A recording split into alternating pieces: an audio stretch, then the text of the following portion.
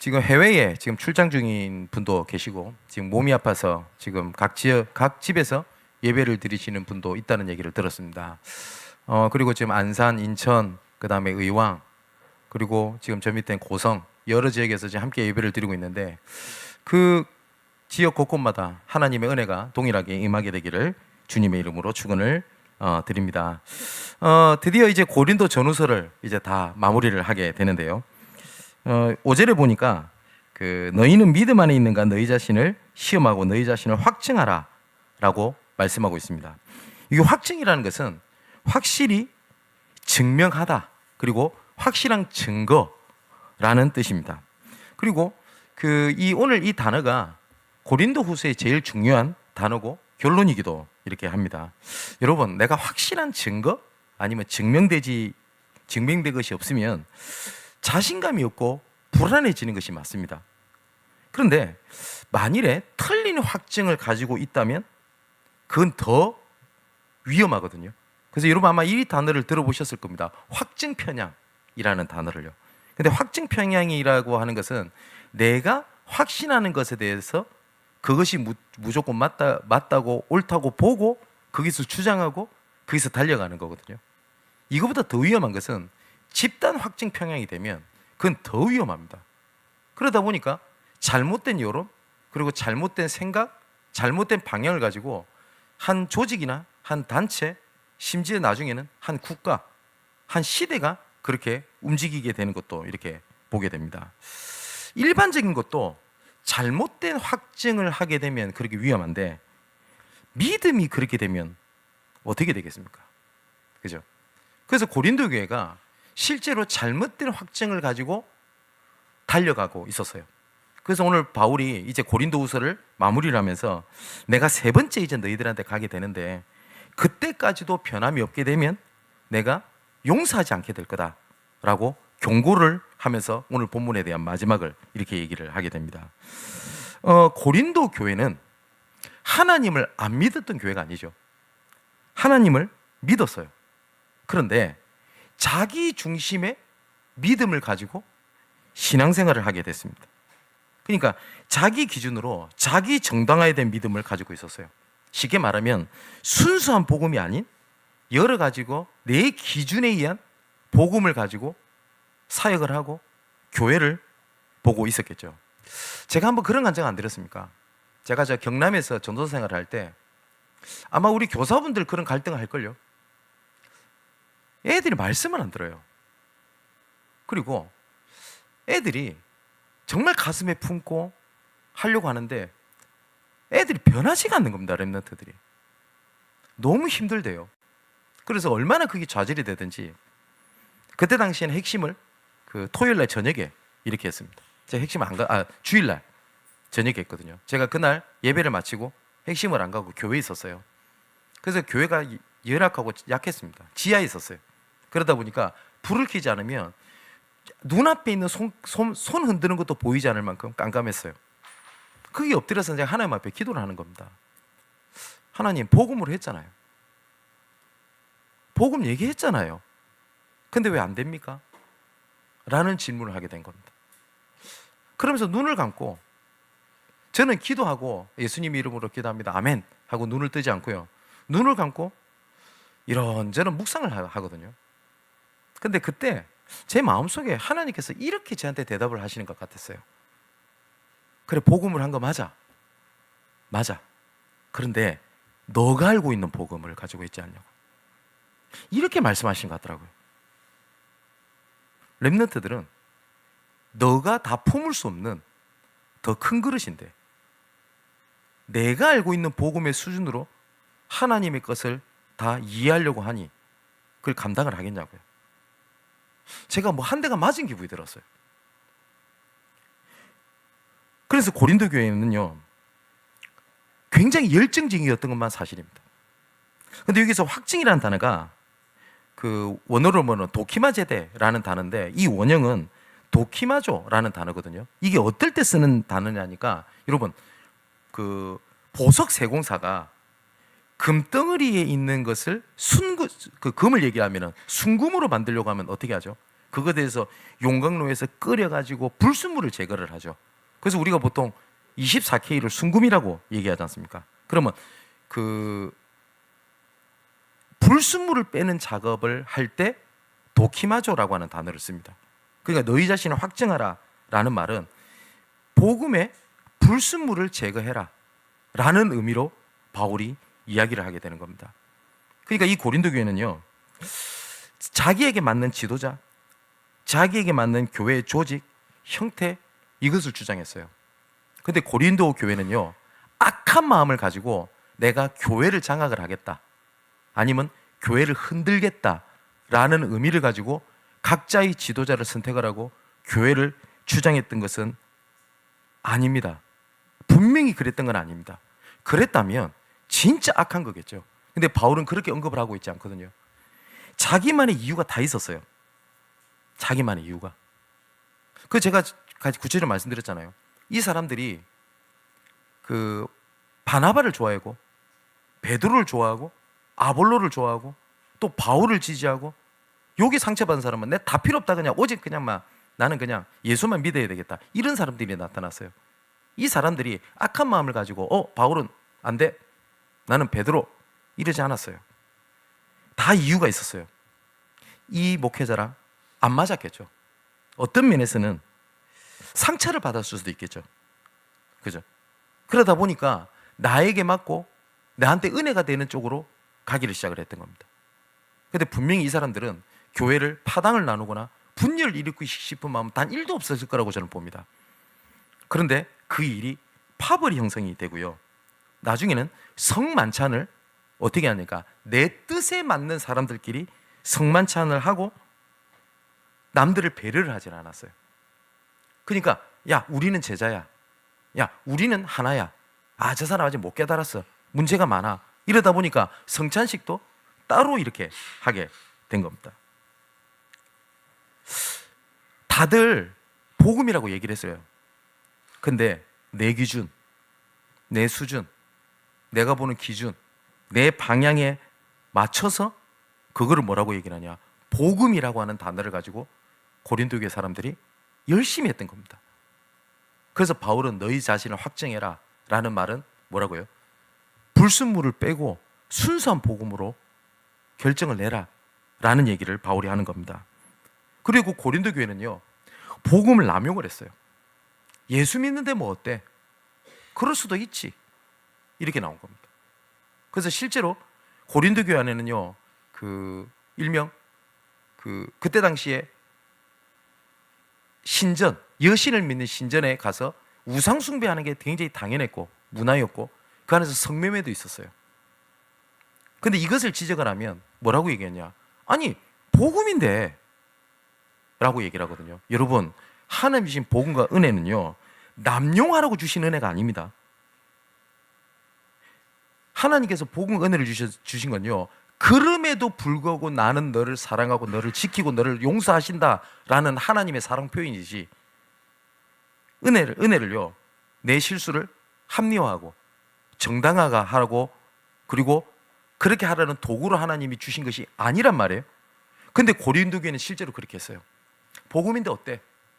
복음인데 어때? 이렇게 나오기를 시작을 한 겁니다. 그리고 난 다음에 영적으로 교만해집니다. 그래서 고린도 전서에 보면 은사에 대한 얘기를 하죠. 하나님께서 은사는 교회 공동체의 몸을 세우기 위하여 주신 건데 이것이 내 기준으로 보게 되니까 어떻게 돼요? 편을 가르는 영적 교만이 나타나게 된 겁니다. 제가 이런 말씀을 드렸죠. 교회에서 이게 필요한 것 같아요. 근데 나는 그게 보여요. 그런데 다른 성도들은 그걸 못 보는 겁니다. 그러면 갈등이 되겠죠. 우리 교회는 이거 해야 되는데 그게 된 관심이 없어. 이렇게 되면 내가 뭐가 돼요? 내가 좌절하고 내가 상처받는 때가 되죠. 근데 정말로 하나님께서 나에게 보여주신 거라면 나에게 주신 하나님의 미션이지, 그 은사를, 그 은혜를 실족하라고 하나님이 근사를 주지 않았거든요. 그래서 많은 사람들이 얘기를 해요. 우리에게는 이게 안 되고 저게 안 되고 관심도 없고 목사님도 모르고, 그럴 수도 있을 거라고 생각합니다. 만일에 하나님이 나에게 보여주신 거라면 하나님께서 나에게 주신 은사거든요. 그죠? 근데 고린도 교회는 이것이 하나님을 향한 열정이 대단했던 것만은 사실이에요. 그리고 실제적으로 고린도 교회가 굉장히 컸던 교회입니다. 근데 내부적으로 들어가면 진짜 썩어 있는 거예요. 근데 이 사람들 계기를 보면요, 하나님에 대한 사랑, 열정, 이것은 뛰어났어요. 근데 그게 내가 알고 있고 내가 원하는 복음을 얘기를 하면서 파당이 이렇게 형성이 되게 된 겁니다. 오늘 3절을 보니까 그리스도는 너희에 대하여 약하지 않고 도리어 너희에게 강하시다 라고 되어 있는데, 그게 무슨 말이냐? 그리스도께서는 여러분을 약하게 대하지 않는다. 오히려 여러분 안에서 강한 능력으로 나타내신다. 약한 자가 아니라는 거예요. 그래서 4절에 그리스도께서 약하심으로 그 십자가에 못 박히셨으나 하나님의 능력으로 살아계시니 우리도 그 안에서 약하나 너희에 대하여 하나님의 능력으로 그와 함께 살리라. 지난주 말씀처럼 하나님은 일부러 우리를 약한 자를 부르다고 말씀하셨죠. 불렀는데 어쩌다 보니 약한 자가 있어서 하나님이 어쩔 수 없이 약한 자를 쓰신 게 아니라, 영어성에 보면은 뭐라고요? 일부러 약한 자를 써서 약할 때 그것을 온전하게 하고 약한 그때에 강하게 하시려고 하나님이 불렀다라고 되어 있죠. 그래서 하나님은 우리의 연약함을 갑자기 어느 날 그 전투력이 급상승해가지고 레벨업을 해가지고 갑자기 능력 있게 만드시는 하나님이 아니라, 요 연약함 앞에 기준을 뭘로 두냐에 따라서 이게 연약함이 되기도 하고 이게 나한테 강함이 되기도 하거든요. 그래서 우리 인생의 제일 중요한 게 나 자신 아닙니까? 그럼 그건 부인할 수 없어요. 그죠? 진짜 힘든 사람에게 야, 너보다 더 힘든 사람 많아, 그 위로 안 됩니다. 그 위로 되든가요? 지금 당장 배고파 죽는 사람한테 야, 북한 어린이를 생각해봐라, 소말리아 애들도 굶고 있지 않냐, 그 절대 위로 안 됩니다. 실제로 상담학에서도 그런 식으로 상담을 하면 안 된다라고 가르칩니다. 제일 중요한 건 나거든요. 그리고 지금 내가 뭘 가지고 할 수 있냐라고 하는 나의 것이 중요합니다. 그리고 내가 지금 처한 현실도 되게 중요하거든요. 근데 이건 한계가 있잖아요. 그래서 앞에 기준을 다른 걸 붙이는 겁니다. 하나님이 택하시고 부르신 나, 그 하나님 나라 일을 위하여 하나님이 주신 나의 것, 그리고 내 현실은 어려움이 아니라 하나님이 보내신 나의 현장이라는 거예요. 그게 확증에 대한 기준입니다. 그러면서 5절에 보면 확증하라 라는 말이 나오는데, 이 본문이 해석이 너무 분분해요. 읽어보면요, 너희는 믿음 안에 있는가? 너희 자신을 시험하고 너희 자신을 확증해라. 예수 그리스도께서 너희 안에 계신 줄을 너희가 스스로 알지 못하냐? 그러지 않으면 너희는 버림받은 자니라 라고 이렇게 기록되어 있는데, 이거를 현대어 성경 풀어 쓴 거죠. 풀어 쓴 성경을 제가 한번 읽어드릴게요. 잘 한번 들어보세요. 여러분 자신을 잘 살펴보십시오. 여러분이 참다운 그리스도인입니까? 그리스도인이 되는 시험에 합격했습니까? 여러분은 그리스도의 임재를 경험하며 여러분 속에 역사하시는 그분의 능력을 더욱더 실감하고 계십니까? 아니면 그와 반대로 사실은 그렇지 아니하면서 그리스도인이 된 흉내만 내고 있는 것은 아닙니까? 이렇게 번역을 해요. 영어 성경은 좀 더 다른 번역을 했더라고요. 그 보면 예수 그리스도께서 너희 안에 계신 줄 너희가 스스로 알지 못하냐? 그렇지 않으면 너희가 버림받은 자니라 라고 하는 것을 영어 NIV 성경에는 뭐라고 번역되어 있냐면, 시험에 실패하지 않는 한 당신 안에 그리스도 예수님께서 함께 계시는 것을 깨닫지 못하고 있습니까? 이렇게 번역되어 있어요. 뭐냐니까 실패해야 깨닫냐? 직역하면 그렇게 얘기를 하고 있습니다. 여러분, 그러면서 바울이 6절에 우리가 바울과 바울 팀을 얘기합니다. 나와 우리 팀이 버림받은 자가 되지 아니한 것을 너희가 알기를 내가 바란다 라고 얘기를 합니다. 그러니까 너희가 진짜 순수한 복음을 가지고 하지 않았을 때 정말 복음에서 떨어진 버림받은 자가 되지 않냐. 근데 우리가 그렇지 되지 않는 우리의 증인이야 라고 이야기를 합니다. 여러분, 성경에는 너 보고 흔들리지 마라, 강해라 라고 말씀을 하지 않습니다. 뭘 말씀하시냐니까 베드로서 1장 10절 11절을 보니까 형제들아 더욱 힘써 너희의 부르심과 택하심을 굳게 하라. 너희가 이것을 행한즉 언제든지 실족하지 아니하리라. 하나님의 부르심, 택하심을 붙잡을 때 너희들이 실족하지 않는다라고 말씀을 하지, 너희 보고 믿음을 강하게 하고 너 보고 흔들지 말라고 말씀을 하시는 게 아니에요. 그리고 또 뭐라고 말씀하시냐면 너희 부르심과 택함을 굳게 하면, 이같이 하면 우리 주 곧 구주 예수 그리스도의 영원한 하나님의 나라에 들어감 넉넉히 너희에게 주시리라. 그래서 우리가 몇 주 전에 말씀드렸죠. 하나님이 우리에게 주신 은혜는 부족한 은혜가 아니라고요. 넉넉한 은혜라고요.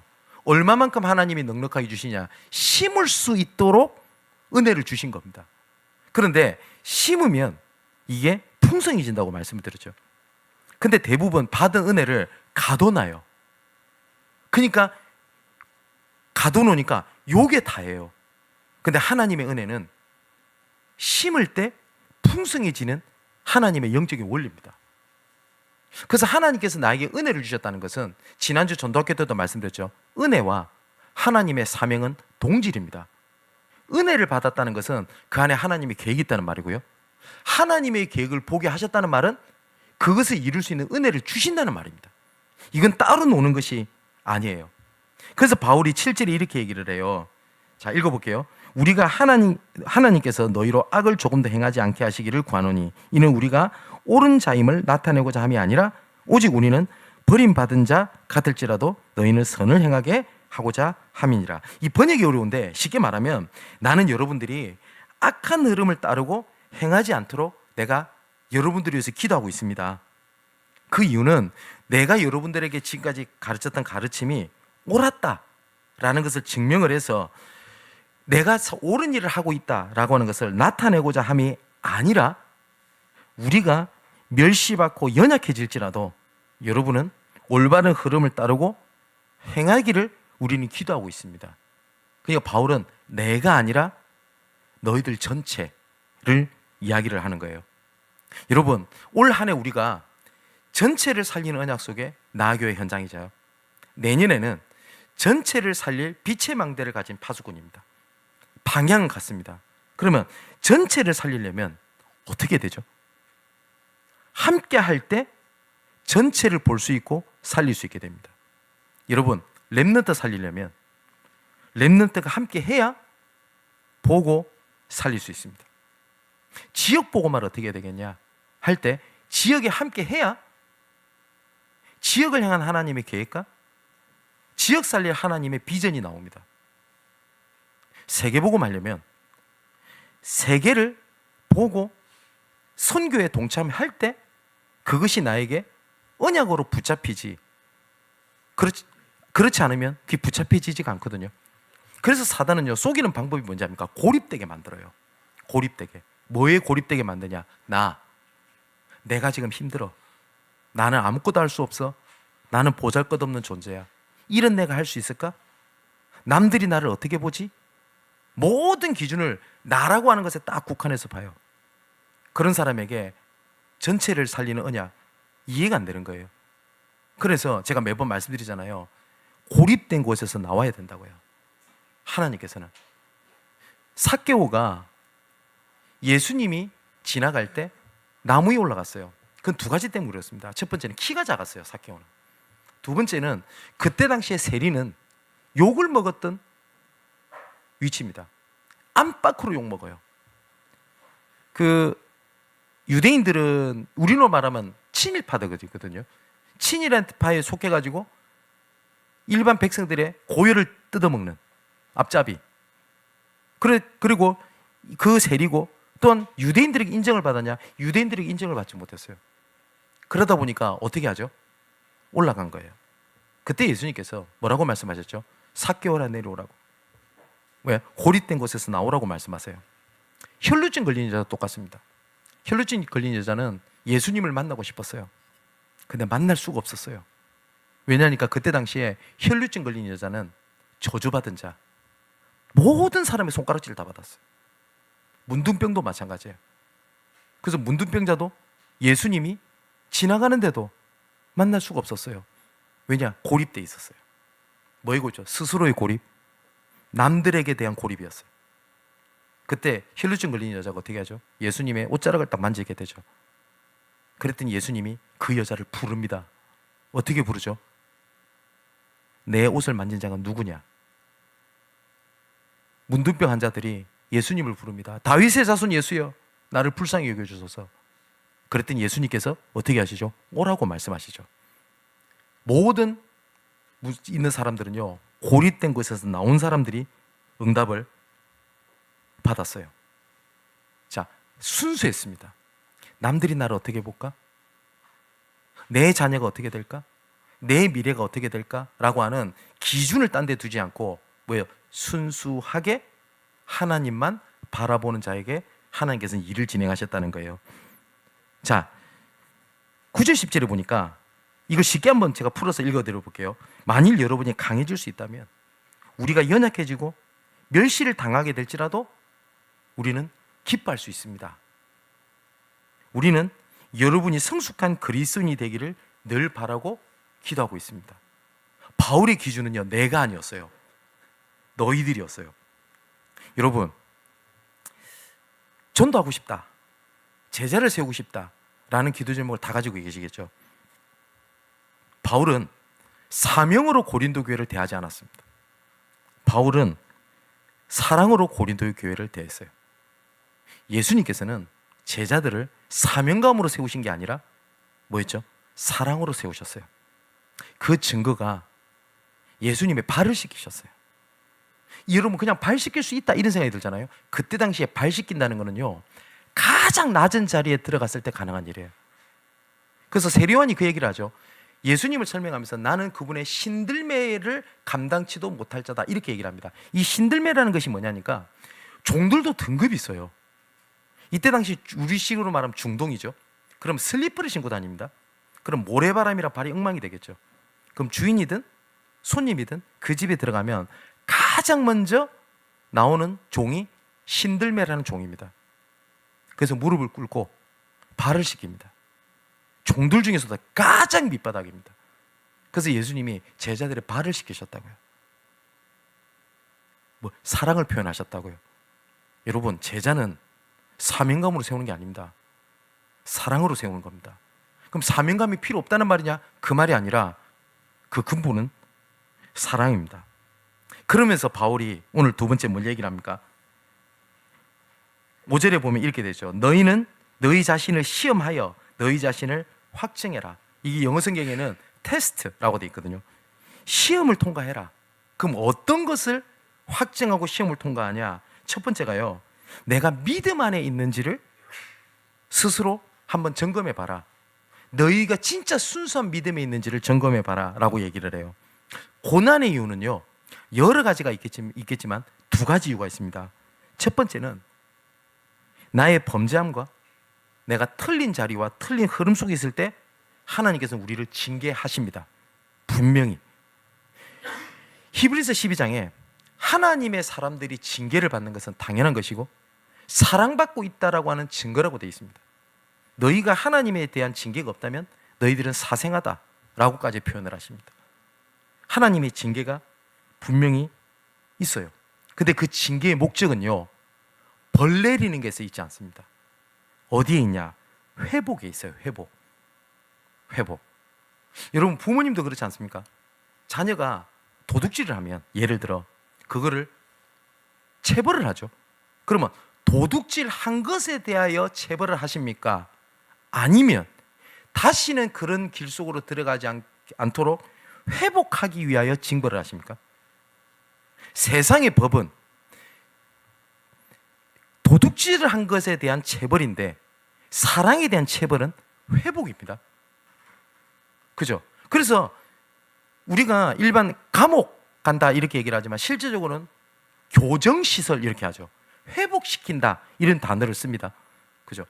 근데 우리 부모님들이 자녀들을 할 때도 뭘 하시죠? 체벌을 하는 것이 아니라 뭐죠? 교정, 회복하려고 하시죠. 두 번째에 대한 고난의 이유는요, 하나님만 바라보게 하시려고 하는 하나님의 계획입니다. 그러면 이 두 가지 다 목적은 뭐였냐니까, 하나님께서는 나를 바꾸시기 원하시는 것에 있어요. 그래서 기도는 하나님, 이것을 없게 해주세요. 그런 일이 없도록 해주세요. 이 환경이 빨리 벗어나 주게 해주세요 라는 기도가 아니라 뭐에 집중을 하는 거냐니까, 나를 확증하는 기회로 삼는 겁니다. 그러면 그게 은혜가 되고요, 그게 내가 살아나는 일이거든요. 구원받는 우리에게는 생명이라는 게 있죠. 생명의 특징은 내가 변한다는 게 있습니다. 여러분, 사람은 회복 능력이 있다고 그래요. 그래서 어떤 상처가 딱 나잖아요. 그러면 그 상처를 더 이상 감염되지 않도록 백혈구가 난리가 납니다. 맞죠? 그 병균을 잡고 막 싸웁니다. 근데 죽은 시신은 그런 일이 없어요. 그죠? 몸에 상처가 난다. 살아있는 사람은, 살아있는 생명은 이것을 회복시키려고 몸부림을 칩니다. 근데 죽어 있다는 것은 외부에 의하여 변하게 돼요. 뭐죠? 박테리아, 세균에 의하여 썩어버려요. 그러면 내가 예수 생명을 갖고 있다는 말은 하나님이 주신 생명의 능력으로 내가 회복할 수 있는 능력을 주셨다는 얘기고요. 내가 구원받지 못한 자라고 하거든, 나 스스로 회복할 수 있는 능력을 상실한 겁니다.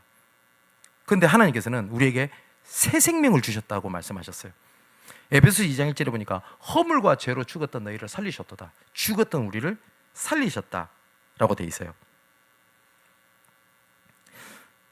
내가 믿음 안에 있는 나를 확증해야 되고, 두 번째는 믿음 안에 있는 교회입니다. 제가 고린도 전후서에 가장 큰 중요한 단어를 하나를 꽂으라고 하면 교회라는 단어입니다. 그죠? 그래서 히브리서 12장 14절에 보면 모든 사람과 더불어 화평함과 거룩함을 따르라. 이것이 없이는 아무도 주를 보지 못하리라 라고 말씀하셨습니다. 보통 교회 안에 보면 양과 염소를 비교를 하죠. 그 차이가 뭐냐니까요, 양은 굉장히 연약합니다. 그리고 양은 눈앞에 보이는 것까지도 거의 보지 못할 만큼 심각하게 눈이 좋지가 않습니다.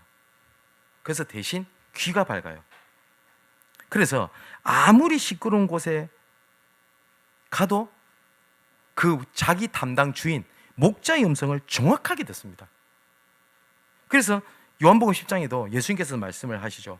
목자는 자기 양의 이름을 각각 불러 인도하여 내고 양은 목자의 음성을 듣는다 라고 이야기를 합니다.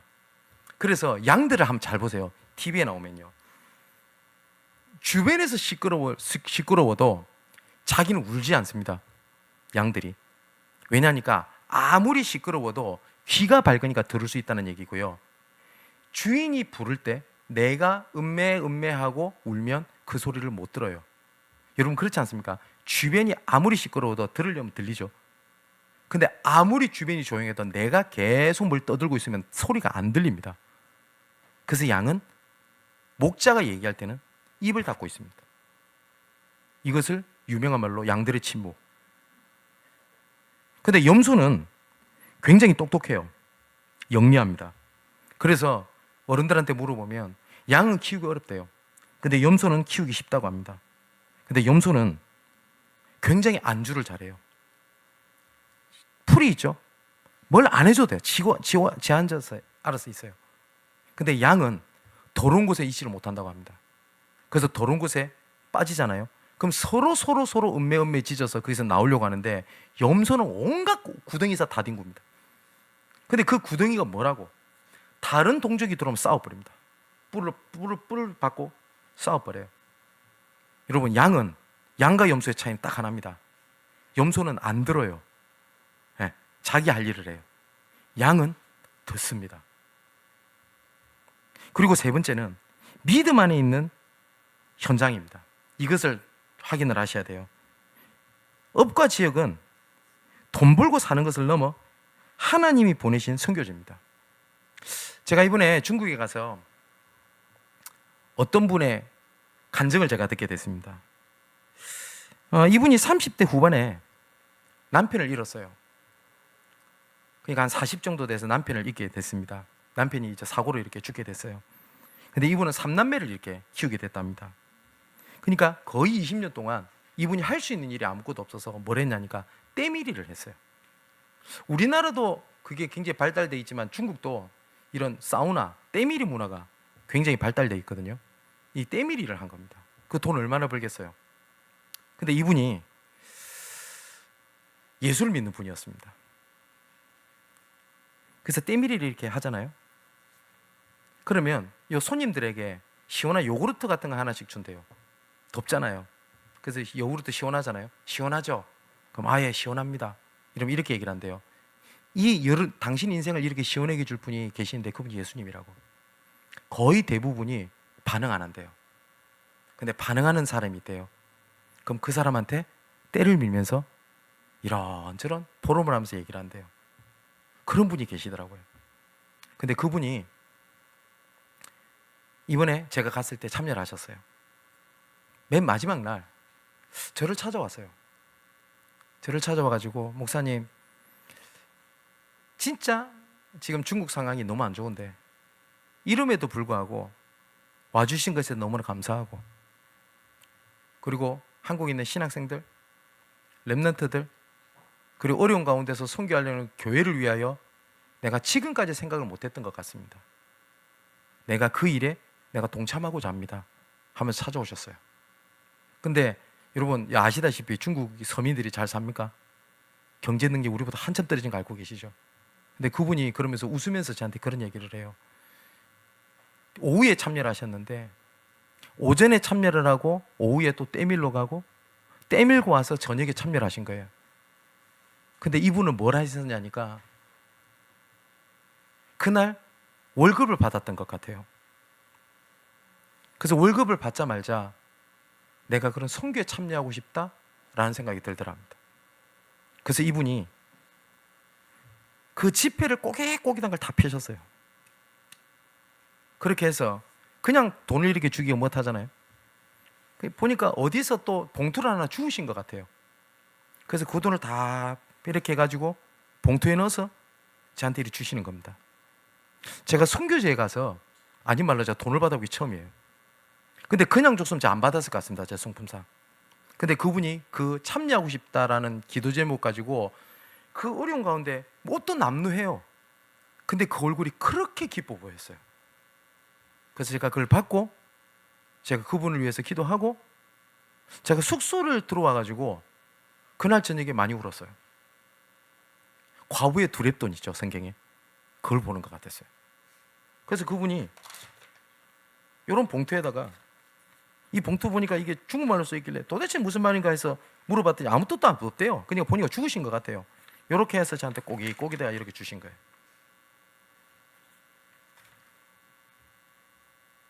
저는 언제 그것을 하나님께서 보게 하실지는 모르겠습니다. 제가 이 고백을 많이 하잖아요. 저는 우리 교회가 한 명을 살리기 위해서 교회 전체가 기다릴 수 있고 희생할 수 있고 그리고 함께 힘을 합칠 수 있는 저는 그런 교회를 꿈꿉니다. 한 전도자가 있으면 정말 한 사람을 살리기 위하여 전체 교회가 피해를 볼 수도 있고 기다릴 수 있고 살리기 위해서 모든 것을 할 수 있는 교회를 저는 꿈꿉니다. 지금 각 지역에서 지금 함께 예배를 드리시는 분들, 함께 예배를 드려서 교회가 그러면 다 많이 꽉 차겠죠? 그럼 보기는 좋을 겁니다. 예, 그렇게 한다면 해야 되겠죠. 근데 각 지역에 전도운동을 위하여 기도해 주십시오. 그리고 그쪽 지역에 하나님의 계획이 있다. 그러면 어떤 수단과 방법을 가리지 않고 전 성도가 함께 기도하고 그 믿음을 확증하게 되기를 주님의 이름으로 축원을 드립니다. 이제 결론을 맺겠습니다. 그럼 어떻게 확증을 하겠냐 할 때 그 기준은 성경밖에 없습니다. 그래서 항상 성경 말씀으로 돌아가야 됩니다. 디모데후서 3장 16절 17절에 보니까 하나님의 말씀, 성경은 하나님의 감동으로 된 것으로 교훈과 책망과 바르게 함과 의로 교육하기 유익하니 이는 하나님의 사람으로 온전하게 하며 모든 선한 일을 행할 능력을 갖추게 하려 함이니라. 성경으로 돌아가야 됩니다. 여러분, 그래서 말씀을 읽고 묵상하십시오. 적어도 예배 때 본문, 예배 때 언급했던 성경을 깊이 묵상하십시오. 그리고 자녀들에게 전달해줄 유산은 말씀이어야 됩니다. 말씀. 두 번째는 기도를 해보가십시오.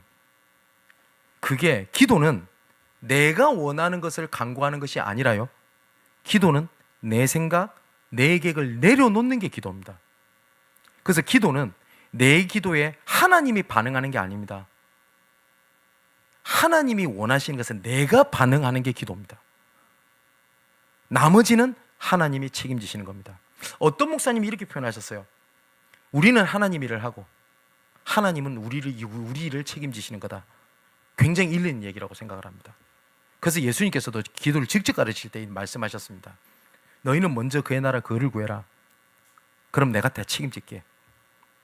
이방인들이 하는 기도, 원하는 거 기도 안 해도 돼. 아버지께서 다 알고 계셔. 마지막 승천될 때까지도 말씀하십니다. 예루살렘 회복할 때가 이때입니까? 언제 회복될 겁니까? 언제 응답 주실 겁니까? 언제 될 겁니까? 때와 기한은 아버지께 시간표가 있으니까 그거 신경 쓸 필요 없고 오직 성령이 임하시면 너희가 권능을 받고 증인되는 자리에 있으라 라고 말씀하셨습니다. 그리고 어떻게 확증을 하겠냐?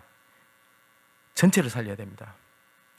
그래야지 나도 살고 모든 걸 살릴 수 있어요. 여러분, 국가가 무너지면 나도 죽습니다. 맞지요? 근데 교회가 무너지면 시대가 죽습니다. 한번 역사 한번 보십시오. 교회가 무너질 때마다 재앙이 왔습니다. 우리 대한민국 역사만 봐도 교회가 무너질 때마다 재앙이 왔습니다. 참 너무너무 안타까운 일이죠. 그래서 전체를 살려야 내가 사는 겁니다. 그래서 전체를 살리는 그 열매 속에 내가 있고 교회가 있고 현장이 있습니다. 여러분, 이제는 고린도서를 마무리하게 됩니다. 확증해라 라고 하는 말은 뭐예요? 불순물을 빼라 라는 겁니다. 바울이 말했던 건 이거였습니다. 내가 아니었어요. 너희들이었습니다. 너희들이 강하게 되면 나는 약하고 멸시를 받아도 괜찮아. 그렇다고 바울이 약하고 멸시를 받았던 것이 아니었어요. 세상에서는 이렇게 얘기합니다. 너가 강해야 돼. 네가 힘이 있어야 뭘 돕기라도 할 거 아니야 라고 얘기를 하죠. 근데 성경에서는 연약한 자의 돕는 그것을 가지고 하나님께는 크게 사용을 하셨습니다. 지난주 말씀드렸듯이 일부러 연약한 자를 불렀다고 되어 있거든요.